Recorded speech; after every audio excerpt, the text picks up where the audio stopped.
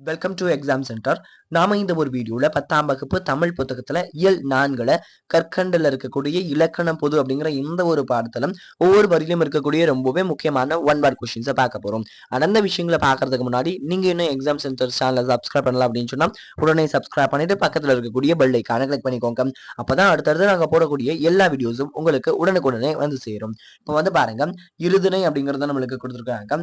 இருதிணை. அப்ப இந்த இடத்துல நம்மளுக்கு தெரிஞ்சுக்க வேண்டியது 2 திணை இருக்குது. இத பார்த்தோனே நம்ம தெரிஞ்சுக்க வேண்டியது 2 கூட்டல் திணை. அப்ப இந்த இடத்துல திணை எத்தனை வகைப்படும் அப்படின்னு கேட்டா நம்மளுக்கு இரு திணை அப்படின்னு சொல்லணும். பாருங்க, இங்க ரொம்ப முக்கியமானதுன்னா திணையினுடைய இந்த நைய பாருங்களேன். நான் வந்து 3 சொல்லினாம். இதுவும் வரலாம். அததான் நீங்க நல்ல ஞாபகம் வச்சுக்கணும். ஏன்னா இங்க இந்த எழுத்து பிழைகள்லாம் வரலாம் ஒரு சில இடங்கள்ல. அதனால நீங்க ஞாபகம் வச்சுக்கணும். 3 சொல்லி நான் அப்படிங்கறது ஞாபகம் வச்சுக்கணும். அப்ப 2 திணைகள் இருக்கிறது. அடுத்து அறிவுடைய மக்கள் உயிர்திணை என்றும், மக்கள் மட்டும்தான்ப்பா, உயிர் உள்ள மனுஷங்க மட்டும்தான்ப்பா இந்த உலகத்துல உயர்திணை, வேற எதுவுமே கிடையாது. ஆடு மாடு கோழி எல்லா அவங்க அடுத்து சொல்றாங்க பாருங்களேன். நான் அதை வச்சு சொல்றேன். இவங்க சொல்றதபடி பாருங்க. இவங்க சொல்றதபடி பார்த்தோம்னா 6 அறிவுடைய மக்கள் உயர்திணை. 6 அறிவு இருக்கா, நீ வந்து உயர்திணை. அப்ப உயிருள்ள மனிதர்கள் மட்டுமே இங்க நம்மளுக்கு உயர்திணை என்றும், மற்ற உயிரினங்கள்லாம் இருக்குல்ல, ஏன்னா அவங்களுக்குலாம் அறிவு கம்மியா இருக்கும். உயிரற்ற பொருள்களையும் அக்ரணை அல்திணை என்றும் வழங்குவர். உயிரற்ற பொருட்களையும் அல்திணை அக்ரணை என்றும் வழங்குவர். இதை வந்து பாத்துக்கோங்க. அக்ரணை அல்திணை.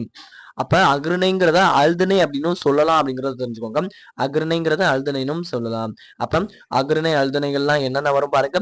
உயிரற்ற பொருள்கள், அப்புறம் வந்து பாத்தீங்கன்னா உயிரினங்கள், மற்ற உயிரினங்கள், மக்களை தவிர்த்து மற்ற உயிரினங்கள், இதெல்லாமே வரும். அப்ப உயர்திணைனா 6 அறிவுடைய மக்கள், அல்திணை அல்லது அக்ரணை அப்படின்னு சொன்னா இதை தவிர்த்து மத்த எல்லாமே வரும் அப்படிங்கிறத, மக்களை தவிர்த்து எல்லாமே வருங்கிறத தெரிஞ்சுக்கோங்க. ஐம்பால். பால் எத்தனை வகைப்படும்னா 5 வகையான பால்கள் வேணும். அப்ப 5 கூட்டல் பால் அப்படிங்கறத நீங்க ஞாபகம் வச்சுக்கணும்.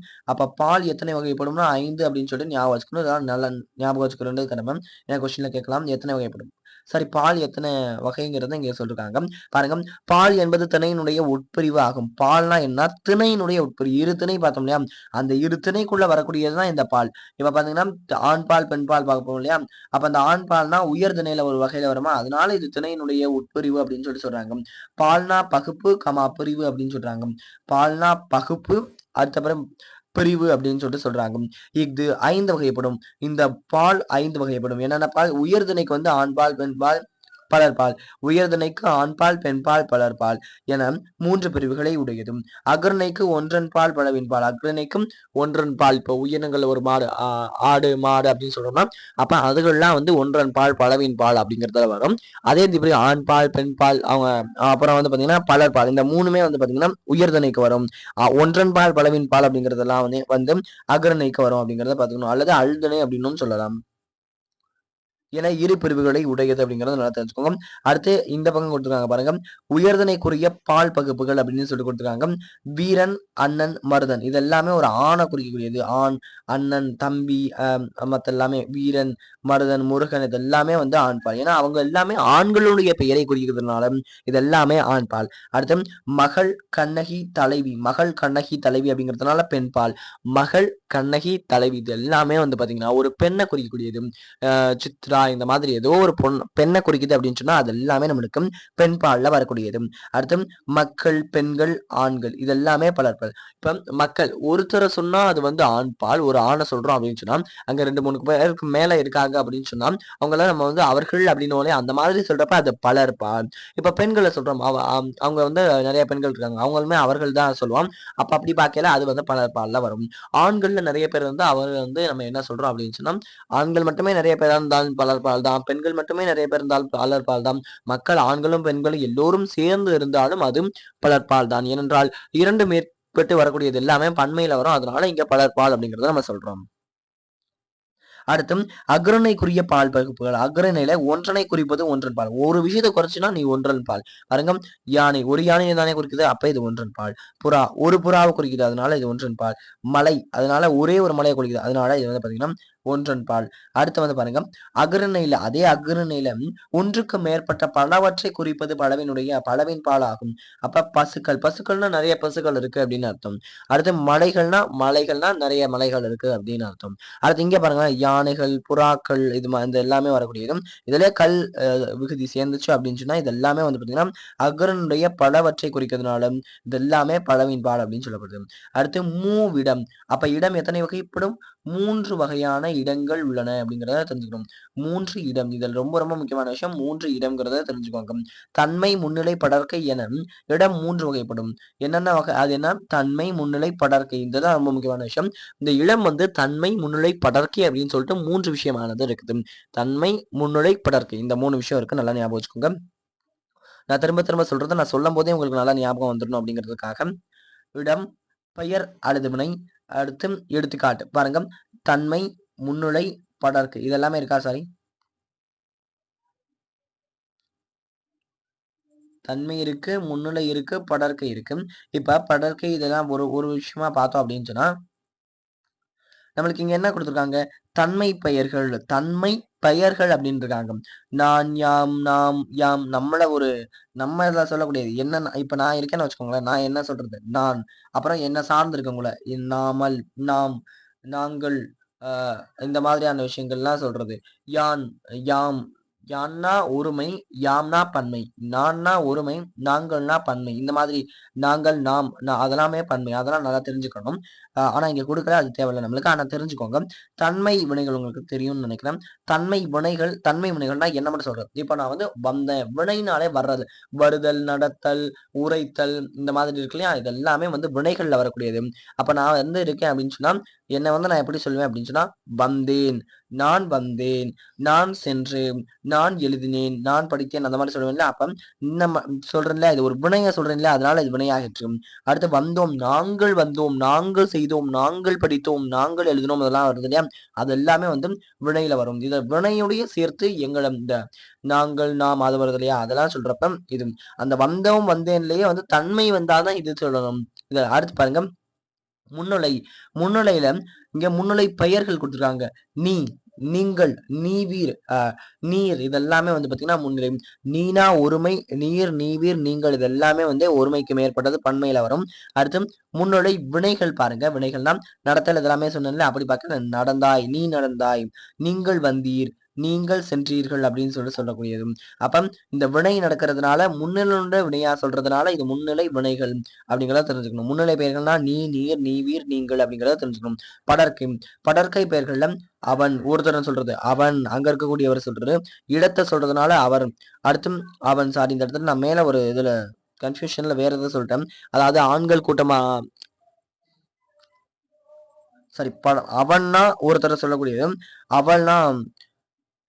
அவள் அப்படின்னு சொன்னா அங்க தள்ளி நிக்கக்கூடிய ஒரு பெண். அந்த இப்ப நம்ம ஒரு 2 பேர் பேசுறோம் அப்படின்னு சொன்னா, இப்ப நீங்களும் நானும் பேசுறோம் அப்படின்னு சொன்னா, நம்ம 2 பேரும் பேசிட்டு இருக்கப்ப அங்க ஒருத்தவங்க நிக்கிறாங்க.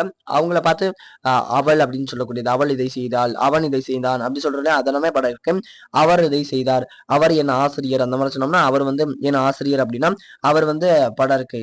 அடுத்து அது அது அங்கேயே செல்கிறது, அது இங்கே செல்கிறது, அதெல்லாமே படம் இருக்கு. அவை அப்படிங்கிறதுல வந்து படம் இருக்கு. அவை கூட்டமாக இருக்கின்றன, அது எல்லாமே படர்க்கை அப்படிங்கிறதுல வரும் அப்படிங்கறத தெரிஞ்சுக்கணும். படர்க்கையில வினைகள் வந்தான், அங்க இருக்கக்கூடிய அவன், அவன் வந்தான். அடுத்து அவள் சென்றாள், அவள் சென்றான். அவர் படித்தனர், அவர்கள் படித்தனர், அவர்கள் பேசினர். அடுத்தும் அவை, அது பறந்தது, அவை பறந்தன அப்படின்னு சொல்லணும். பன்மைனா பறந்தன, ஒருமைனா பறந்தது அப்படின்னு சொன்னா போதும். அடுத்து வலா நிலை, வலுவமைதி. இந்த 3 விஷயங்கள் நம்மளுக்கு சொல்றாங்க. வலாநிலை, வலுவமைதி இங்க ஆரம்பிக்குது.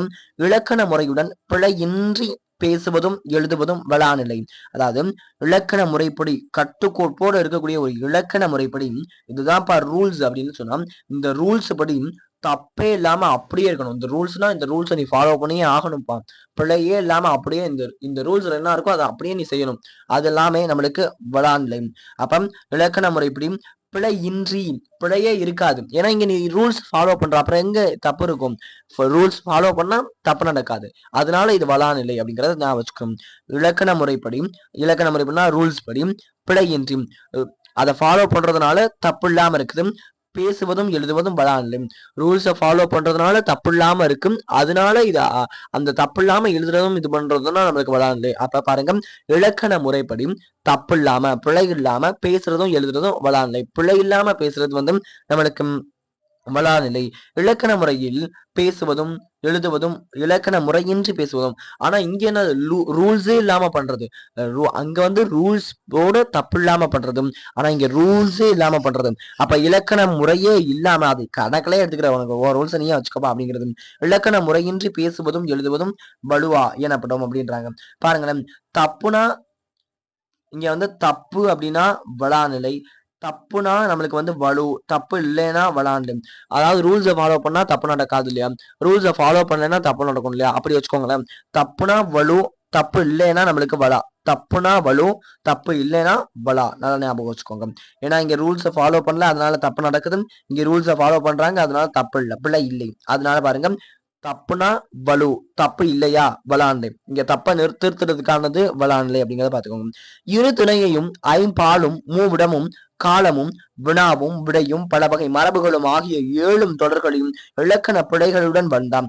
பிழையோட தப்போட வந்தால் அவைகள் வலு எனப்படும். தப்புனா வலு, நல்லா இருக்கலாம். அடுத்து அவ்வாறு இலக்கண பிழைகள் இல்லாதிருப்பேன், அந்த இலக்கண முறைப்படி அது இல்ல, ரூல்ஸை ஃபாலோ பண்றதுனால இல்ல, அப்படி வந்துச்சுன்னா வளாநிலை. அப்ப பாருங்க, வலுவும் வலாவும் 7 வகைப்படும்.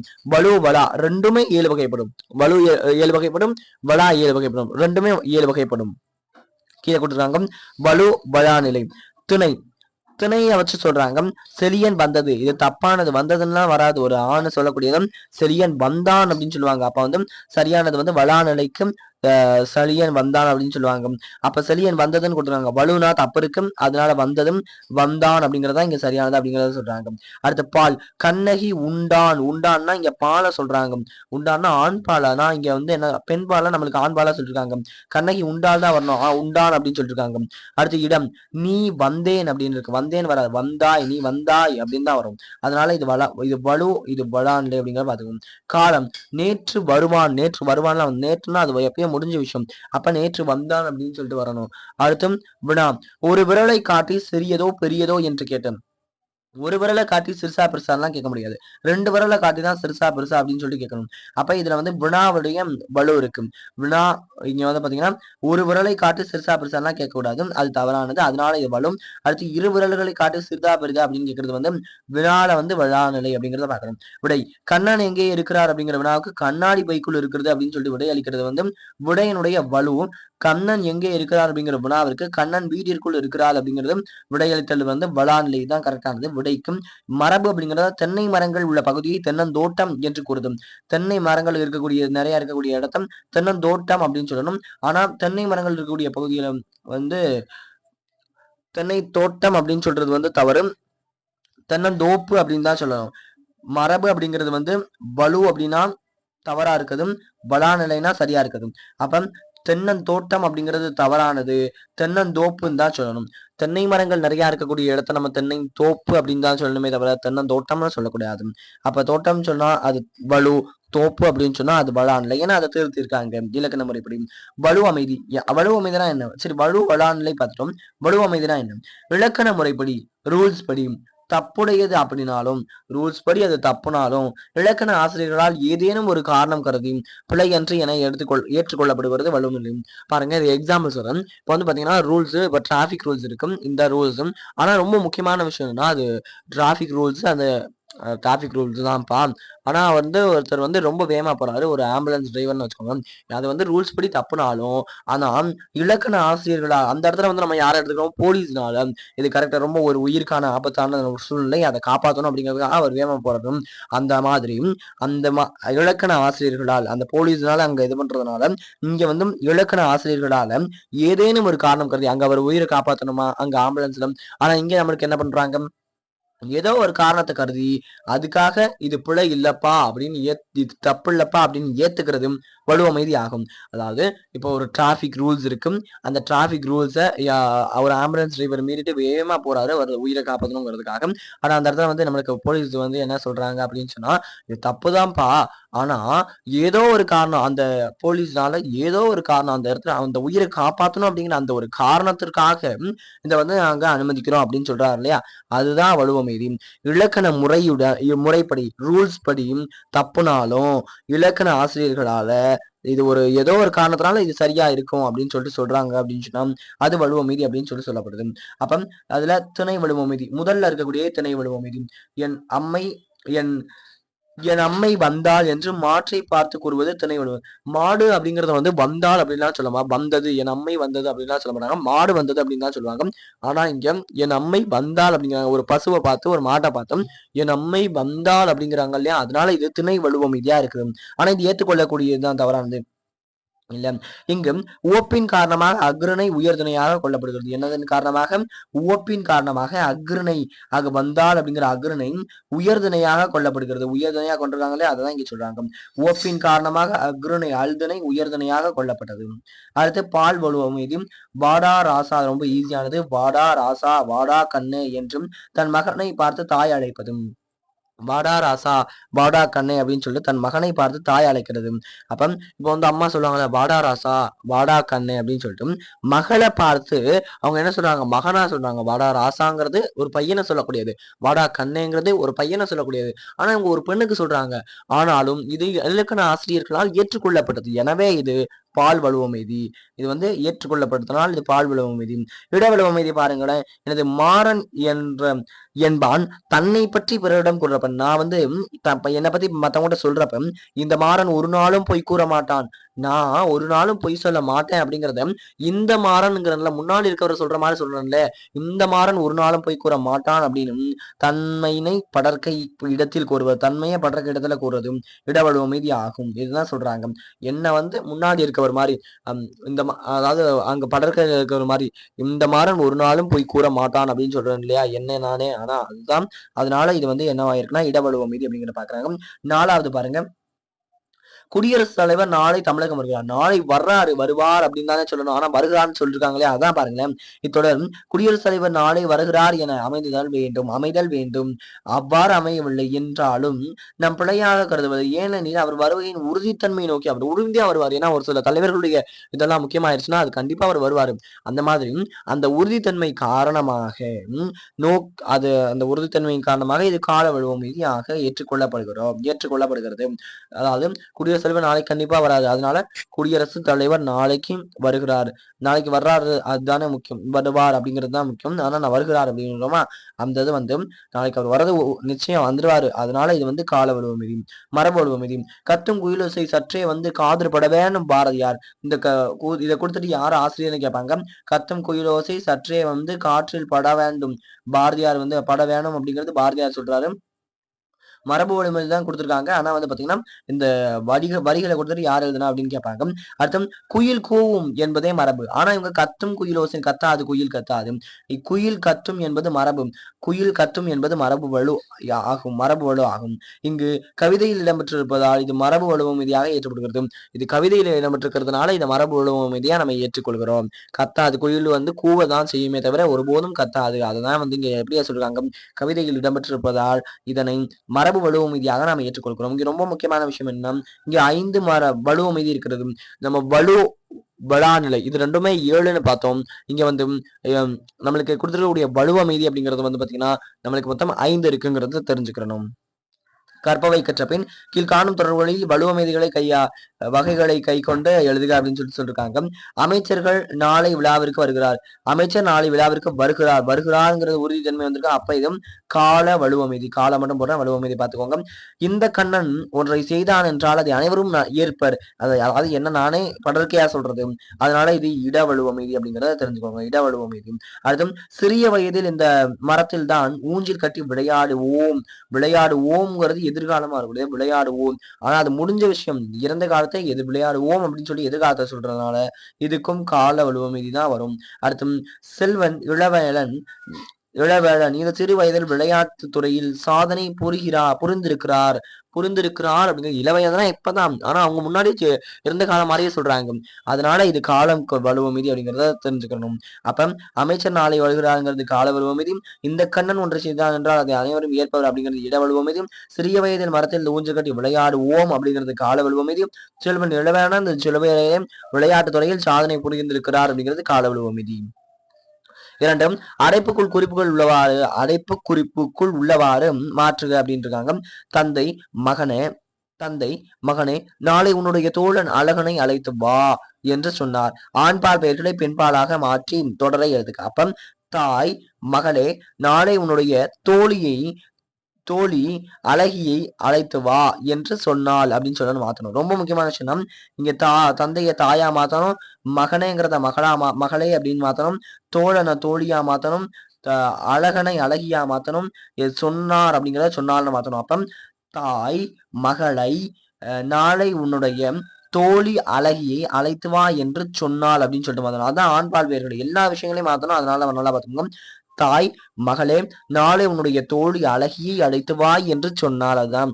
அடுத்து இரண்டாவதும் அக்கா நேற்று வீட்டிற்கு வந்ததும் அக்கா புறப்படும் போது அம்மா வழி அனுப்பியதும் வலுவை வளாநிலையாக மாற்றுகிறது. வலு இது தப்பு, ஆனா அதை சரியா மாத்தணும். எப்படியும் அக்கா நேற்று வீட்டுக்கு வந்தது, அது வந்து ஒரு உயிருள்ள ஜீவன் இல்லையா அந்த அக்கா, அதனால வந்து வந்ததுங்கிறத வந்தாள் அப்படின்னு சொல்லணும். அக்கா புறப்படும் போது வழி அனுப்பியது, ஆடு மாடு சொல்ற மாதிரி சொல்றாங்க இல்லையா, அதுதான் மாத்தி வழி அனுப்பினாள் அப்படின்னு சொல்லிட்டு மாத்தணும். அப்ப அக்கா நேற்று வீட்டிற்கு வந்தால், அக்கா புறப்படும் போது அம்மா வழி அனுப்பினாள் அப்படிங்கிறத பாத்துக்கணும். அடுத்து இதோ முடித்து விடுவேன் என்ற செயலை முடிக்கும் முன்னே கூறுகிறார். முடித்து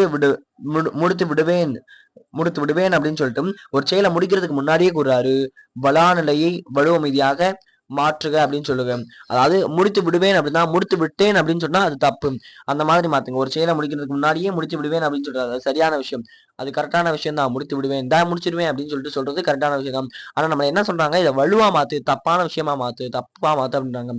அப்ப முடித்து விடுவேன்றது வந்து முடித்து விட்டேன்னு மாத்தினா அவ்வளவுதான் முடிஞ்சிச்சு. இந்த இடத்துல முடித்து விட்டேன் அப்படின்னு மாத்தணும், அவ்வளவுதான். இதுதான் வலுவை வந்து நம்ம இடம் வலு அமைதியாக மாற்றுது. முடித்து விட்டேன் அப்படிங்கிறது. ஏன்னா வலு அமைதி அப்படின்னா ஏதோ ஒரு விஷயத்துக்காக சரின்னு ஏத்துக்குறாங்க, ஏன்னா அதை முடிச்சிருவேன் அவ்வளவுதான். அதனால இது முடித்து விடுவேன் அப்படிங்கிறதுனால இது வந்து பாத்தீங்கன்னா நம்மளுக்கு என்னவா கொள்றாங்க அப்படின்னு சொன்னா வலு அமைதியா சொல்றாங்க. அடுத்து பாருங்க, ஃபோர்த்தும் அவன் உன்னிடமும் என்னிடமும் செய்தியை இன்னும் கூறவில்லை.